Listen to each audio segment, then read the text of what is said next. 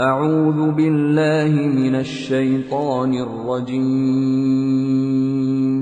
بسم الله الرحمن الرحيم. الحمد لله رب العالمين الرحمن الرحيم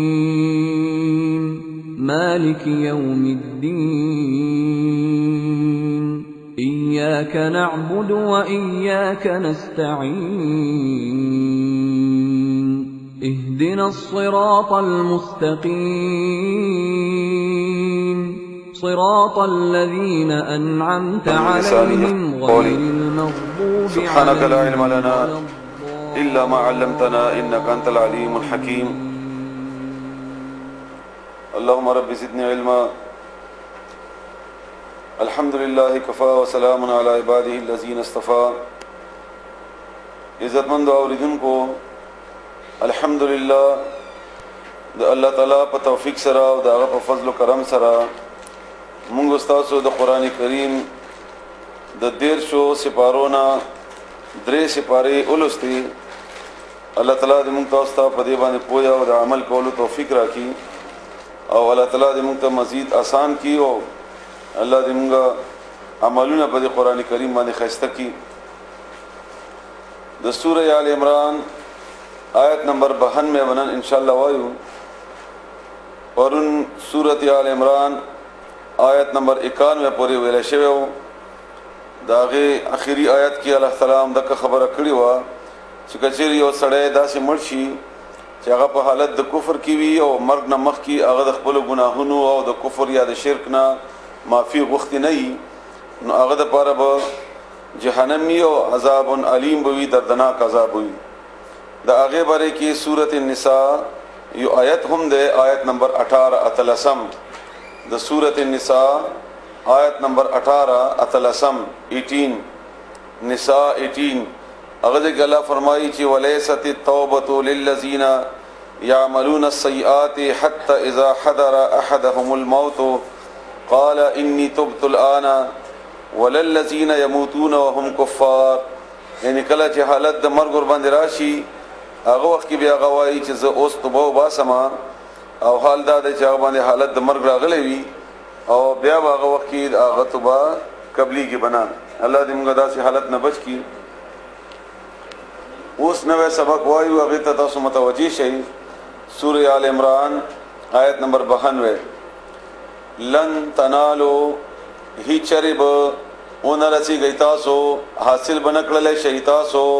تنالو تناول خوند اغستو ته ویل کی، اغه ځکه اصلي مزه اغستل د نیکی اغه اعلی معیار، یعنی نیکی خډيري دي خو د نیکی اغه اعلی معیار ته تر هغه وخت پورې رسیدل نه شي. البر نیکی ته حتی تر هغه وخت پورې تنفقو چې تاسو خرج کړئ مما دهغه مالنا یا دهغه شینا تحبون چې تاسو خوښوي، یعنی کم شي سره چې تمینه کوي ترڅو چې ته هغه مینه کوون کې شاید الله پر رضا کې ورنکي هغه وخت پورې تاسو د نیکی هغه اعلی معیار ته رسیدل نه شي. دا آیت چې کله نازل شو نو د ابو طلحه رضی الله تعالی عنہ باغونه وو، دو باغونه وو. باغ کې یو باغ د مسجد نبوي ته مخامخ وو او رسول الله صلی الله علیه و آله وسلم ته عرض وکړو چې یا رسول الله زما په دې دوه باغونو کې دا باغ ډیر زیات خوښ دی او ما ډیر مینه دا ورسره دی باغ سره. او کله کله رسول الله صلی الله علیه و آله وسلم هغه باغ تتلو دا غزه ابو او کجوري به رسول الله صلی الله علیه و آله وسلم هم هغه به خوړې دا غینا. نو دا مال چونکه زما ډیر زیات خوښ دی دا باغ او الله فرمایي چې کم شي چې تاسو ټول نډیر خوخي تر سوچ دا الله پر رضا کې ورنه کوي نو نه کوي هغه علامه یا ته نشي رسیدلې نو زداغه مال الله پر رضا کې ورکوم. نو رسول الله صلی الله علیه و آله وسلم داغه تعریف کو او ویلي چې ډیره خدا الله تعالی د استاد هغه مال قبول کی نو ته دغه باغ په خپل خپلوانو کې تقسیم کا، رشتہ دارانو کې دغه غیر رشتہ دارانو کې غریبانو او اول حق قسم د صدقات او د خپل خپلوانو ده. وما تنفقوا او څم چې خرج کوي تاسو ان هر څه چې د الله پر رضا کې ور کوي من شيء د تشینا فإن الله بس بشکل تعالی به باغ باندې علیم په هده الله نه پټ ندي. دغه چې صدقه عموما خلق په پټه ور کی نو الله ته استاد نیتم پته ده او دا صدقې پته ده د مالم پته ده الله دا هر شي نه خبر ده او مما تحبون مراد یوازې مال نه ده هر هغه شی چې ته خوخی هر هغه شی چې ته خوخی دغه چې رسول الله صلی الله علیه وسلم په زمانه کې یو واقعات عمر رضی الله تعالی عنہ همشتا چې هغه کما وینځوا او یوای په کې هغه ډیره زیاته خوخه مینه وا هغه مغه د الله رضا لپاره آزاد کړه د دې لپاره چې الله په خوشحاليږي نومدارنګ نن سبا وخت ډیر قیمتي دی همدارنګ د جهاد موسم راغی نوجوانان بچی دي هغه ډیر قیمتي دي هغه د الله پر رضا کې سړی ورکی چې د دې لپاره کومه یا د دعوت لپاره یا قران لپاره دینی علم لپاره دغه رنګي نور شیونه چې استاډر خوخي پته الله رضا لپاره وقف کی کل طعام طول هر قسم خوراکونه کل طول الطعام خوراک کان او حلا حلال لبني اسرائيل بني اسرائيل د پاره الا مگر ما هغه حرما چې حرام کړو اسرائيل يعقوب عليه السلام على نفسه خپل ځان باندې اسرائيل د يعقوب عليه السلام لقب او د عبراني جب لفظ ده اسراء من عبد ایل من الله عبد الله دا غلط لقب ان ډیر زیات عبادت کوون کې او د ډیر زیات عبادت کو هغه وجنه هغه اسرائيل باندې مشهور شو او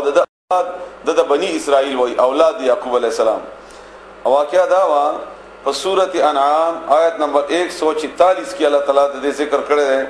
سورته انعام آیت نمبر 146 یو سلو شپک سلوختم او سورۃ النساء یو سلو شپتم سورۃ النساء 160 او سورۃ انعام 146 نساء یو سلو شپتم انعام یو سلو شپک سلوختم دو قسمه خبرې په دې آیات کې دي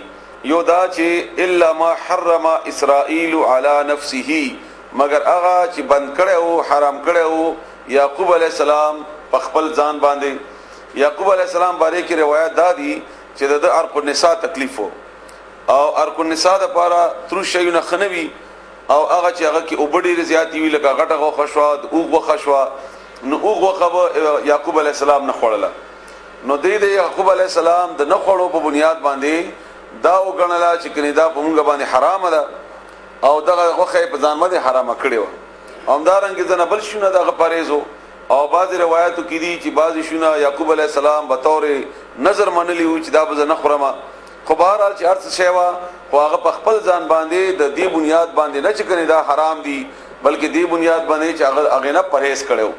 نو دی ویلي چې دا خو حرام دي